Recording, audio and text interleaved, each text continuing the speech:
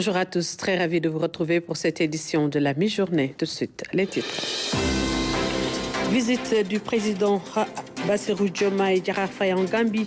Le chef de l'État et son homologue gambien ont passé en revue les relations bilatérales historiques qui lient les deux pays. Ils ont réaffirmé leur engagement à œuvrer davantage pour porter cette coopération à haut niveau historique. Le pont de la Sénégambie, symbole du renforcement de l'intégration sous-régionale, il a permis le désenclavement de la zone et facilité les déplacements, l'accès au marché et aux activités économiques des populations des deux pays. Et dans le journal des régions, nous irons à la découverte de Darou Khafor, une localité située à 20 km de Touba. Ce lieu historique fondé par le frère cadet de Mame Cheikh Ibrahima Fall continue de perpétuer le legs de Serigne Touba Khadimou Rassoul.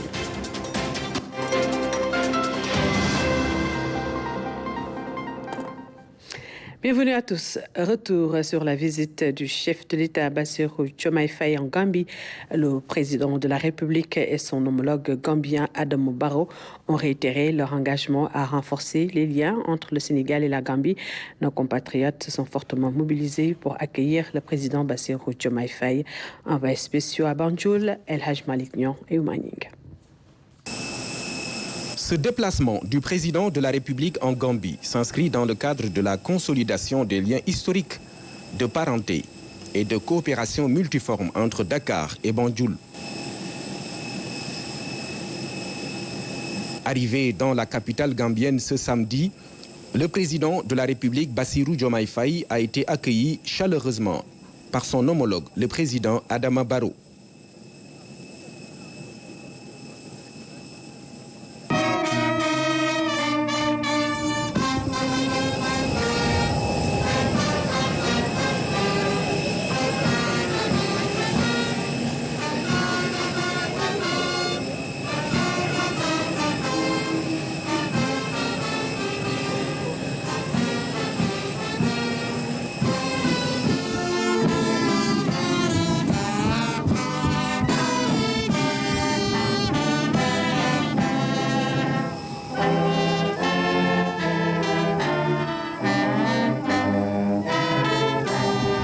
À l'aéroport de Banjul, les autorités gouvernementales et autres dignitaires ont pris part à l'accueil.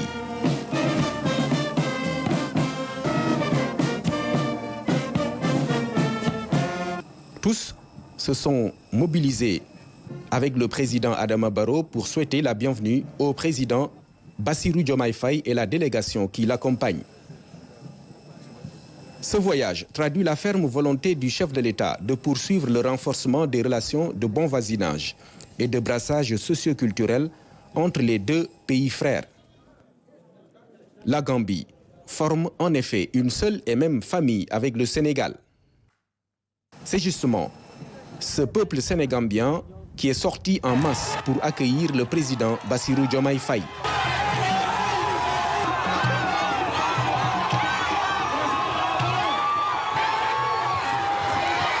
Sur le trajet de l'aéroport au lieu de résidence, un accueil époustouflant qui témoigne de la joie des populations heureuses d'accueillir le président de la République du Sénégal ici en Gambie.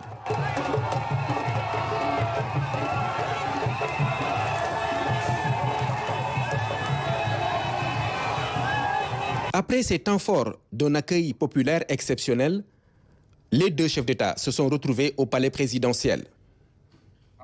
Un autre moment solennel où le président Bassirou Diomaye Faye et le président Adama Barrow se sont entretenus de l'état des relations bilatérales historiques entre la Gambie et le Sénégal. À cet effet, ils ont réaffirmé leur engagement à maintenir le Conseil présidentiel en vue de porter à un niveau stratégique la coopération qui existe entre les deux pays.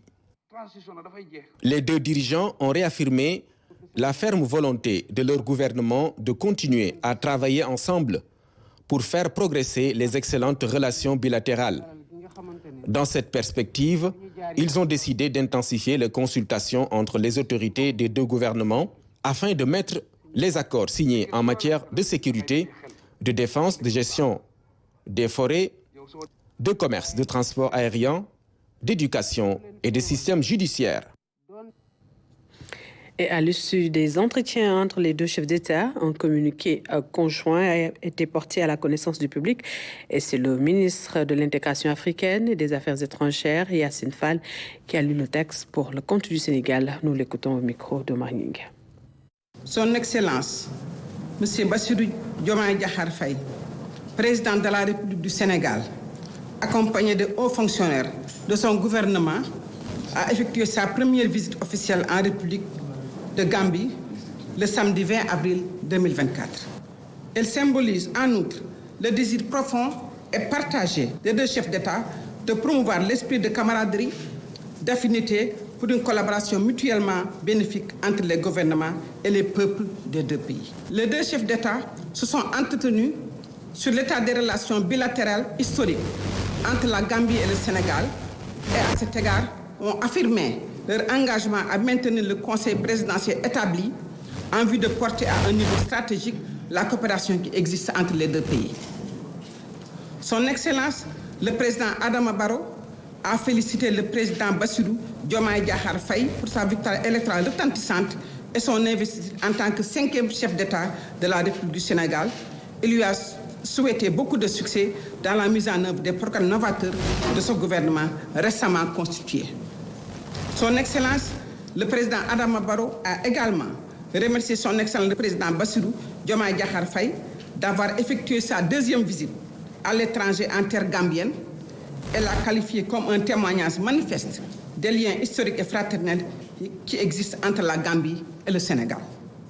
Les deux chefs d'État ont exprimé leur grande satisfaction de l'état des relations bilatérales entre la Gambie et le Sénégal et ont souligné la nature consubstantielle des liens qui unissent les deux pays du fait qu'ils sont inextricablement liés par l'histoire, la géographie, la culture, les aspirations communes en matière de développement et ont encore salué les divers efforts déployés pour renforcer davantage la coopération entre les deux pays dans de nombreux secteurs.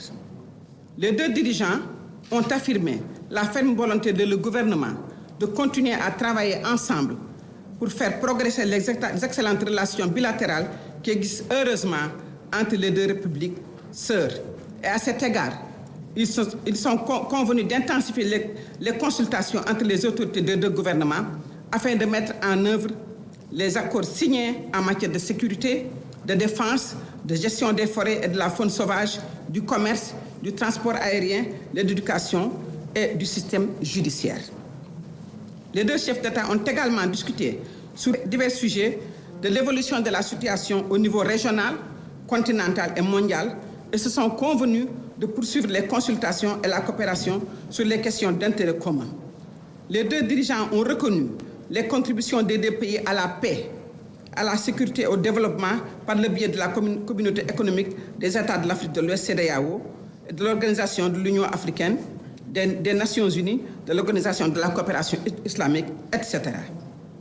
Son Excellence le président Adama Barrow a renouvelé son invitation à son Excellence le président Bassirou Diomaye Diakhar Faye pour le 15e sommet de l'Organisation de la coopération islamique qui se tiendra le 4 et 5 mai 2024 à Banjul et a remercié le gouvernement et le peuple sénégalais pour le soutien apporté afin d'assurer le succès de l'organisation du sommet. Son Excellence, M. Bassirou Diomaye Diakhar Faye a exprimé son appréciation et son acceptation de participer au sommet de Banjul.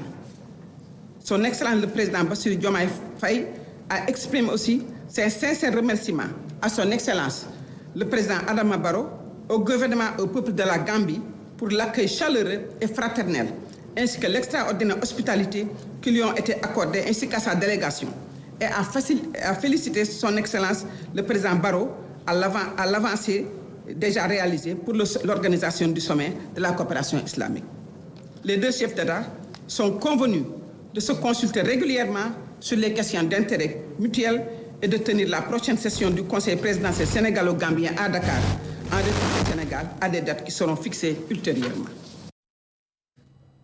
Voilà, c'était la lecture du communiqué conjoint par le ministre de l'Intégration africaine et des Affaires étrangères, Yacine Fall. Un bond en avant dans les relations bilatérales entre le Sénégal et la Gambie se concrétise à travers d'ambitieux projets énergétiques. Cette collaboration transfrontalière vise à améliorer l'approvisionnement en énergie de qualité et en quantité, transformant ainsi la vie quotidienne des populations des deux côtés. Claire Diop.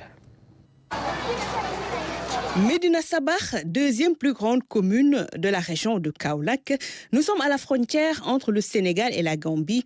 Ici vivent deux communautés en parfaite harmonie. Les bonnes relations entre les deux pays datent depuis toujours. Beaucoup de conventions de partenariat ont été signées pour améliorer les conditions de vie en zone frontalière. Côté énergie, que d'efforts consentis.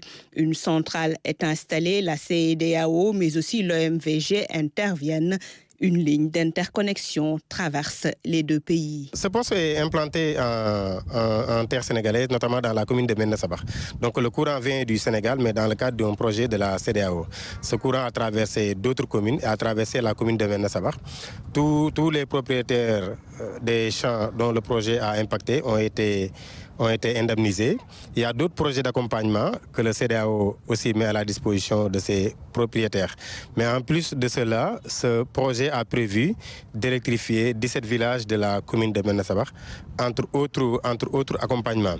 Mais ce qui est plus important, c'est ce projet aussi, ça nous permet, nous, aujourd'hui, de nous couvrir par rapport à l'électricité. Une couverture correcte en électricité des deux côtés de la frontière matérialisée grâce à une forte volonté politique commune. C'est une relation très solide, matérialisée par un contrat de vente d'énergie d'une puissance de 10 MW en 2017 à partir de Kaolack pour desservir Karang et Keur Ayib. Cette relation a été renforcée en 2021 avec la mise en service du poste de Tamba pour desservir Badan Tinti. Et avec la construction d'ouvrages communs à travers l'OMVG, nous avons signé avec NAWEC, la compagnie nationale de l'eau et de l'électricité de la Gambie, un contrat de vente d'une puissance de 50 MW sur le réseau 225 issu de Kaolack pour desservir Soma et Brikama. Aujourd'hui, nous avons échangé, nous avons cédé une quantité importante d'énergie de 600 GWh depuis 2017 avec la Gambie, pour un montant de 57 milliards. Au niveau des frontières, la qualité de service posait problème en termes d'alimentation en électricité avec la dégradation du plan de tension. Ce partenariat énergétique entre le Sénégal et la Gambie a permis une nette amélioration. Avec la construction d'ouvrages communs, nous avons pu créer une redondance de circuits sur le réseau de distribution pour améliorer considérablement la qualité du service à Karang, à Keur Ayib, mais également à Porokhan, Nioro, Passy et Sokone. Nous encourageons vivement le maintien et le renforcement de cette dynamique positive d'intégration. L'un des plus grands avantages, c'est qu'aujourd'hui, ce poste nous a permis d'enrôler 17 villages qui vont être électrifiés par la CEDEAO dans le cadre de ce même projet. L'autre avantage, c'est qu'on subit moins de coupures d'électricité dans la commune, parce que ce poste qui sert à la Gambie sert aussi en même temps au département de Nioro, notamment dans la commune de Médina Sabakh. L'impact de l'interconnexion a transformé bien des vies. Les enjeux, les défis sont majeurs. L'objectif commun d'accès universel à l'électricité est visé, mais aussi l'optimisation des coûts de production par la construction d'ouvrages communs et le partage d'expériences, le renforcement de capacité du personnel pour le développement socio-économique de la Sénégambie. Et parlons à présent du pont de la Sénégambie, une prouesse d'ingénierie récente qui transforme déjà les réalités économiques et sociales du Sénégal et de la Gambie, saluée par les usagers pour son rôle crucial dans le désenclavement des régions. Ce pont stimule le trafic et renforce l'intégration au sein de la CEDEAO. Nous retrouvons Claire Diop. Le pont de la Sénégambie, un des projets majeurs réalisés entre le Sénégal et la Gambie, long d'environ 1900 mètres. Il est connu pour faciliter le transport entre le nord et le sud du Sénégal.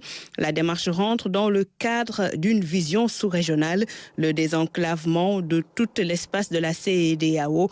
La Sénégambie fluidifie la traversée de l'enclave de la Gambie, la circulation des personnes et des biens en toute sécurité. Une vieille doléance des populations satisfaites après 40 ans d'attente. Nous constatons une nette différence. Auparavant, il était très difficile de voyager par la transgambienne, par les ferries, entre le Sénégal et la Gambie. Aujourd'hui, c'est fluide. La circulation est très rapide, vous voyez vous-même. On y circule nuit et jour sans difficulté. Présentement, nous, les chauffeurs, nous travaillons sans problème et nous gagnons bien nos vies.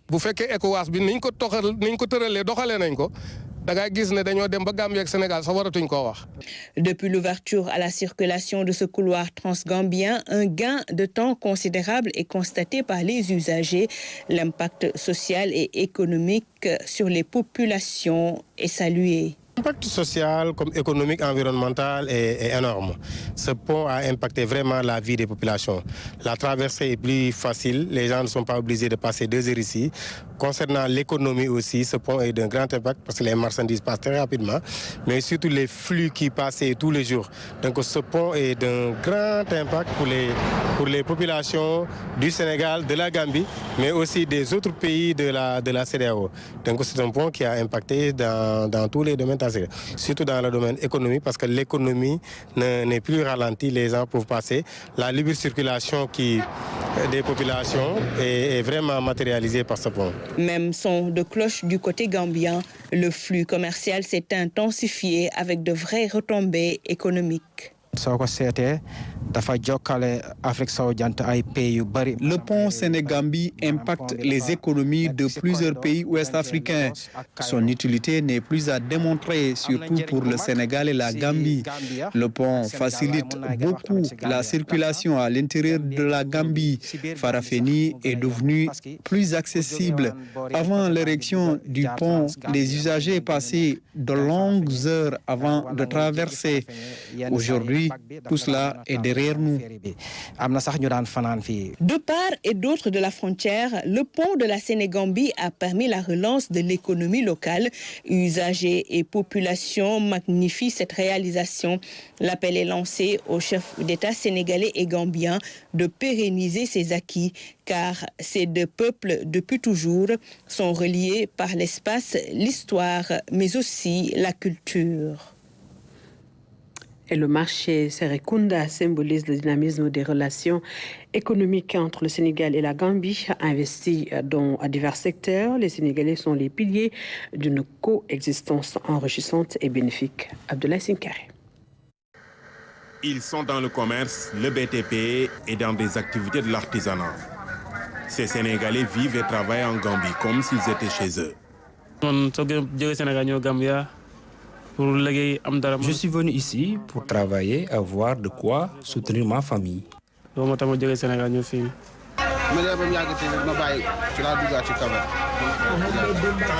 J'étais vendeur à la sauvette. C'est après que j'ai commencé le café, mais ça va, on ne se plaint pas. En ce moment, je suis concentré sur le café, car c'est avec ce travail que je vais m'en sortir. Au marché Serekunda, ses compatriotes venus des 4 coins du Sénégal ont réussi leur intégration dans ce pays frère.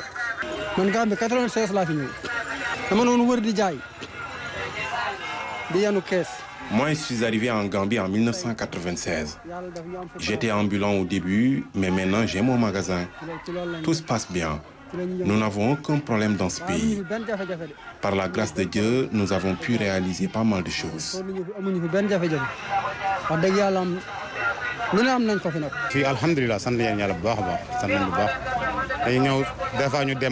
rendons grâce à Dieu.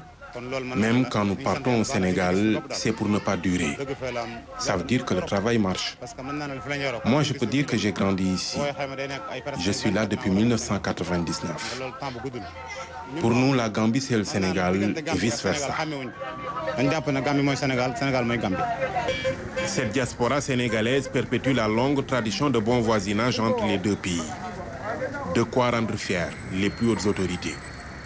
À la population sénégalaise qui vit en Gambie, de leur exprimer ma satisfaction, de leur dire combien je suis fier de leur comportement digne. Quand tu es dans un pays étranger, vous respectez les lois et règlements du pays, vous faites votre travail comme il le faut, vous vous occupez de votre famille. C'est ce qu'on attend, c'est ce que moi personnellement j'attends de cette communauté-là. Et quand il y a des élections par exemple, que tout le peuple sénégalais ici s'investisse pour aller voter, ça c'est aussi la République. Donc ça j'adore, j'aime ce comportement, cette posture républicaine de la communauté sénégalaise ici en Gambie. Entre le Sénégal et la Gambie, c'est des relations fraternelles et des échanges fulgurants. Le volume des exportations du Sénégal vers la Gambie a atteint 112 milliards en 2023, selon des chiffres de l'ANSD. 29e édition des mardis du Bureau d'analyse macroéconomique. Au cœur des discussions, une analyse prospective des résultats des études agro-éco à 2050. Et c'est Salusek qui nous fait le point de cette rencontre.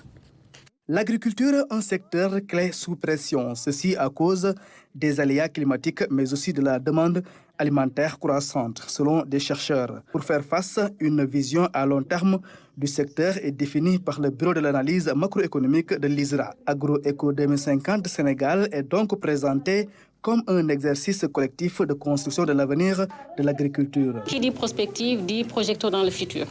Nous nous sommes posé la question, quel serait le modèle agricole en 2050? Quelle configuration on pourrait avoir de cette agriculture-là, au sens large, que ce soit la production végétale ou bien l'élevage ou la pêche, et quelles les décisions qu'on prendrait pour promouvoir un modèle ou un autre, ou bien la coexistence entre des modèles, quelles implications ça pourrait avoir sur l'emploi, sur les revenus, sur la préservation de l'environnement, etc. Donc voici les questions que nous nous sommes posées et on a fait ce travail-là en collaboration avec le ministère de l'Agriculture, avec nos partenaires. Cette étude vise donc à clarifier et à quantifier deux visions différentes de l'agriculture de demain. Deux options contrastées sont dégagées. Dans une agriculture industrielle, on promeut l'intensification industrielle. Et dans une agriculture agroécologique, on promeut l'intensification, mais agroécologique, c'est-à-dire qu'on utilise les ressources du territoire, des fertilisants qui sont naturels. C'est ça que promeut cette agriculture-là. Donc les deux formes d'agriculture, chacune de ces formes-là a ses justifications, parce qu'aujourd'hui, la question qui se pose, c'est comment nourrir une population qui ne cesse de croître. Donc il y a vraiment un besoin d'intensification. Maintenant, comment on intensifie ? Parce que si on intensifie de façon industrielle, on s'inquiète qu'on va détruire notre environnement. C'est pourquoi il est important aujourd'hui de réfléchir comment intensifier durablement. Et l'enjeu, c'est de permettre aux politiques publiques de voir comment jouer la coexistence. De voir maintenant dans les différents modèles comment est-ce qu'ils vont combiner des éléments pour accompagner, promouvoir le modèle d'agriculture qui va convenir au Sénégal. Cette table ronde dénommée les Mardis du BAM fait partie d'une série de conférences sur la politique agricole du Sénégal. La 29e édition a donc permis de revenir sur l'analyse prospective de l'agriculture sénégalaise. Et parlons culture avec l'association des techniciens de l'audiovisuel et du cinéma sénégalais qui clôture une session intensive destinée à 58 techniciens de l'audiovisuel et du cinéma, les dotant de compétences en son, images, mise en scène et maquillage. Cette initiative vise à enrichir le secteur cinématographique sénégalais. Et c'est avec Fatou Diouf. Sans technicien, il n'y a pas de 7e art. Il représente 85% de l'industrie du cinéma. C'est primordial que tous les acteurs de la chaîne de création et de production acquièrent de nouvelles compétences. Il s'agit de former des jeunes aguerris pour relever le niveau du cinéma sénégalais. Nous nous sommes dit, en tant que technicien actif, on doit renouveler la connaissance, ou les connaissances. On doit renouveler l'expertise, on doit se rafraîchir, on doit se former. Donc on a vu nos cadres, ils sont actifs au niveau des séries télévisuelles, au niveau du cinéma. Et il y a un engouement très très fort. Actuellement, il est heureux de constater que les novellas ont vraiment reculé au niveau du territoire. Maintenant, les gens consomment local. Et il est heureux de le constater. Donc, fort de ce constat, on s'est dit, pourquoi ne pas faire des ateliers de renforcement de capacité? Parce que quand on capacite quelqu'un, un technicien, ça va dire que le produit sera de qualité, la production va gagner et ce produit va être compétitif au niveau international. Au programme, 4 modules durant 5 jours. 58 jeunes se sont perfectionnés en images, son, mise en scène et make-up. On devait sélectionner que 10 personnes, 10 techniciens qu'on devait capaciter. Et on s'est retrouvé avec une trentaine de personnes. On ne pouvait pas les refuser cet accès.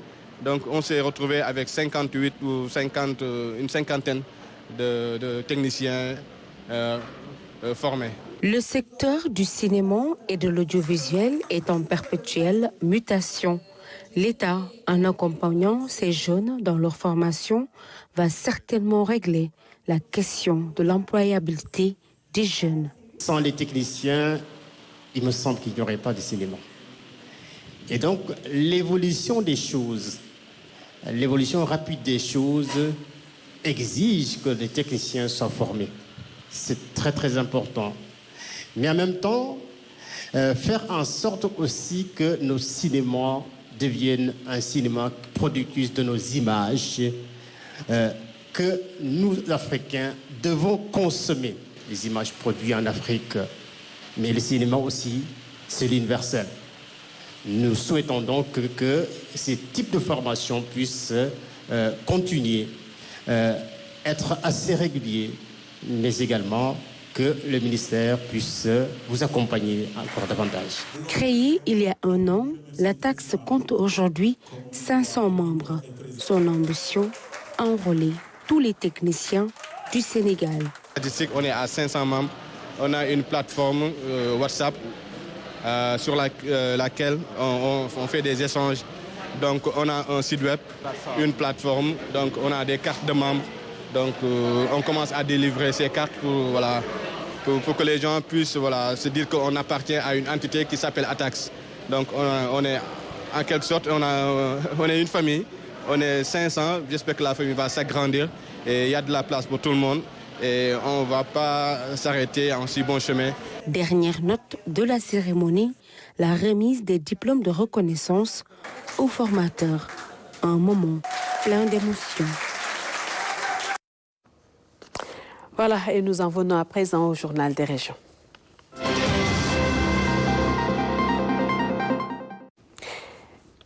Et parlons santé pour démarrer cette deuxième partie de l'édition de la mi-journée et focus sur la prise en charge de la santé mentale dans la région de Thiès et environ. À ce niveau, le centre de santé mentale d'Al Khel de Thiès joue un rôle important dans la prise en charge des patients. Ce centre, une initiative de l'ordre hospitalier de Saint-Jean-de-Dieu, est un établissement privé de santé à but non lucratif spécialisé dans la prise en charge des personnes porteuses de handicap mental. Et c'est Fatimata Banelba. C'est à l'heure de la sieste que nous arrivons au centre de santé mentale d'Al Khel de Thiès.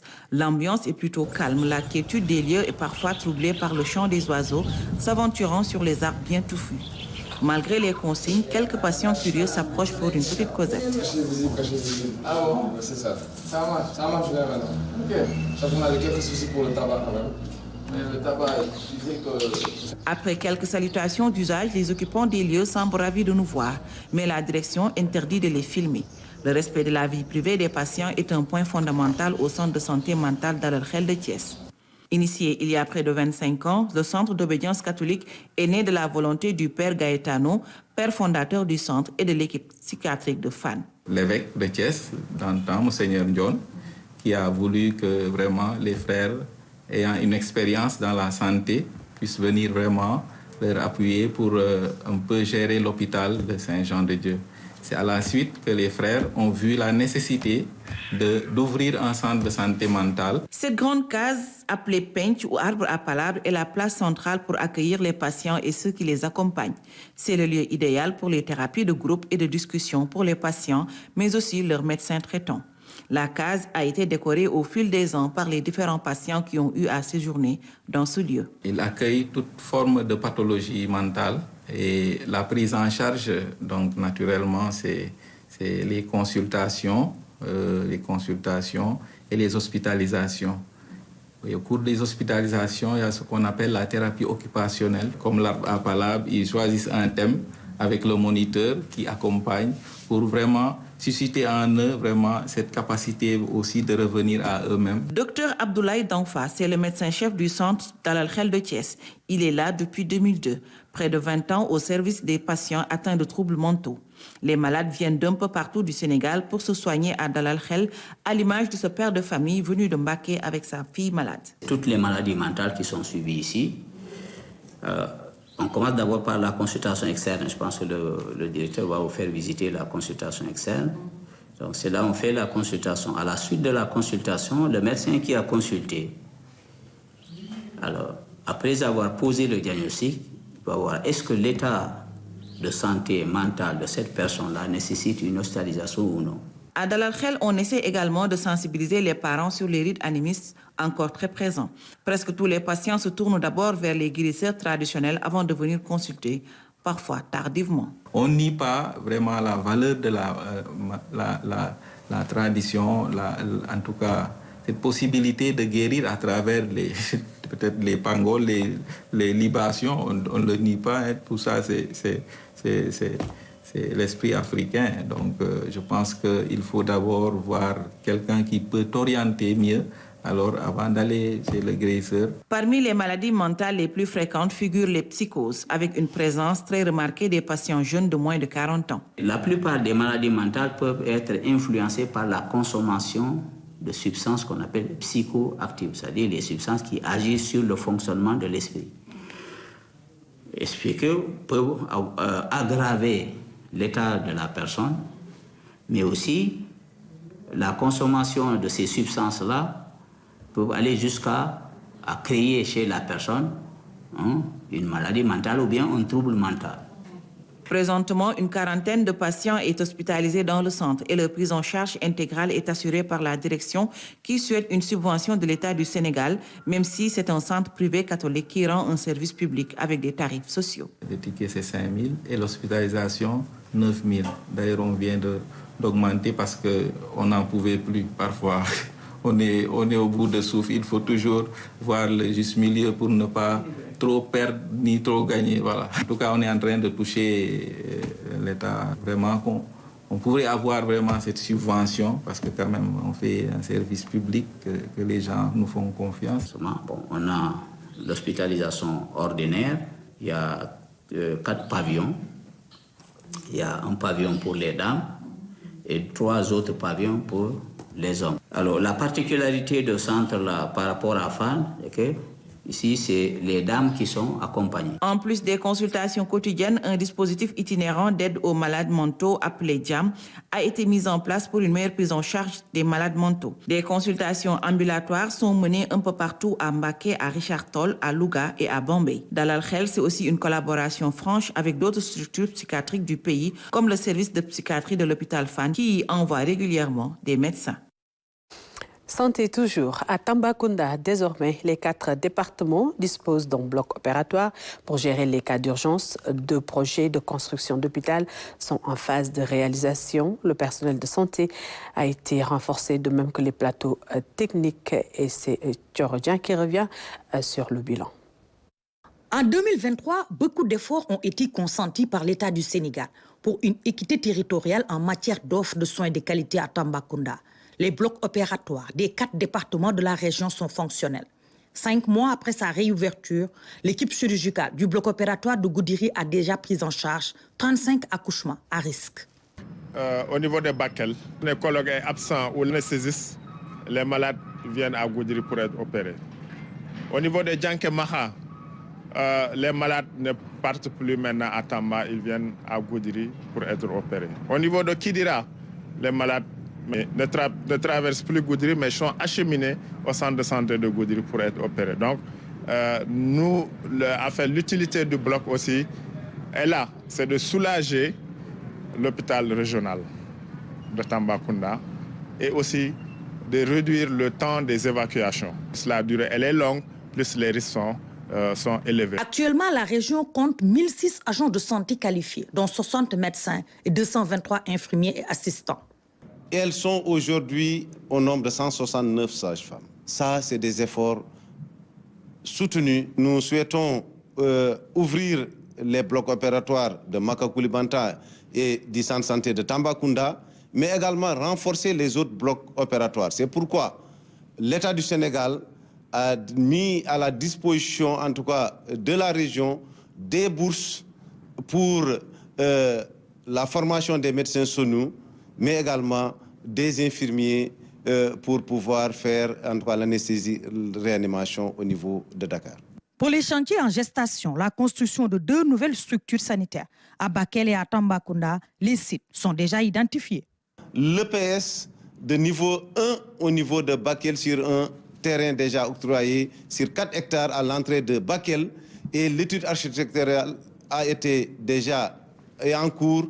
L'étude environnementale a fini en tout cas d'être réalisée. L'hôpital régional de niveau 3, d'après en tout cas les prévisions, donc on va commencer les constructions de cette EPS au niveau de Tambacounda sur un terrain déjà qui est attribué sur 10 hectares. Des bourses pour la formation des médecins SONU, mais également des infirmiers pour pouvoir faire en tout cas l'anesthésie, réanimation au niveau de Dakar. Malgré tous ces efforts, le taux de mortalité maternelle et néonatale reste encore élevé dans la région de Tambacounda. Nous déplorons quand même 115 décès maternels qui ont été répertoriés sur l'ensemble du territoire de la région de Tambacounda en 2023 et 512 nouveaux décès néonatals. Alors donc ces décès concernent des décès en tout cas qui sont survenus au niveau de l'hôpital régional de Ourossogui, mais également prenant en compte des décès venant en tout cas des populations venant de Kanel, mais venant également de Vélingara et de Madina Gounass. En tant que Badiane Gox, nous sommes là pour faire la prévention, la sensibilisation auprès des femmes enceintes, des belles-mères et des maris aussi. Donc, ils font partie du processus. Donc, en tant que femme enceinte, tu dois respecter tes 4 CPN. Avant, on le disait 4 CPN, mais maintenant, c'est 8 CPN. Donc, pour aller accoucher dans une structure de santé et assisté par une personne qualifiée. À la sortie de cet atelier, nous allons encore renforcer ce que nous sommes en train de faire. Ce que nous sommes en train de faire, on le fait pour nous-mêmes, pour nos enfants et pour nos petites filles. Cette année, la rétention des informations a empêché aux autorités d'avoir des données fiables pour cette revue annuelle. Par ailleurs, on peut constater des résultats satisfaisants pour la lutte contre le paludisme dans les coins les plus reculés de la région de Tambacounda. Et vous le savez certainement, le journal des régions, c'est également des découvertes. Et je vous amène à Darou Khafor, un village niché à 20 km de la ville sainte de Touba, fondé par Mame Saliou Fall, frère cadet de Cheikh Ibrahima Fall, un lieu chargé d'histoire établi sous l'égide de Serigne Touba Khadimoul Rassoul et qui continue de perpétuer l'héritage du mouridisme. Et c'est une découverte signée Ibrahima Ndong. Darou Khafor, un village situé à 20 km de la ville-centre de Touba, dans la commune de Dalangabou. La localité est fondée par Mame Saliou Fall, frère cadet de Cheikh Ibrahima Fall, Babul Mouridine. Il fait partie de cette lignée d'élus dotés d'une puissance spirituelle, un don particulier qui dépasse l'ordinaire. Un homme qui a très tôt appris et maîtrisé le Saint-Coran. Serigne Saliou Fall, frère cadet de Cheikh Ibrahima Fall et grand lieutenant de Cheikhouna Cheikhoul Khadim, radiallahu ta'ala anhu, est né à Ndiarewakhi, dans le département de Kébémer, dans la région de Louga. Vers 1859, il a grandi auprès de son oncle maternel, qui lui a enseigné les premiers versets des livres saints.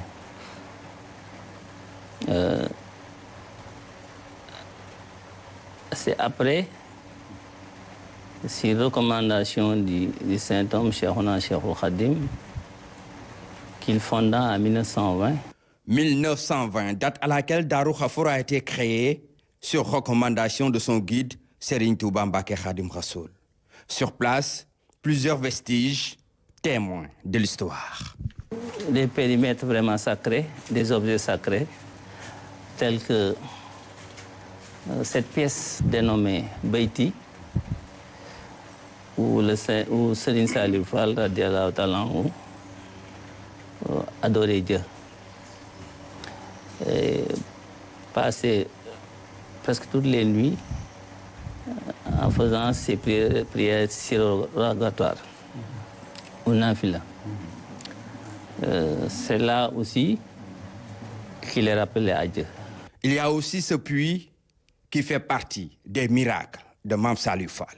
Ce puits, pendant la nuit du Tamkharit,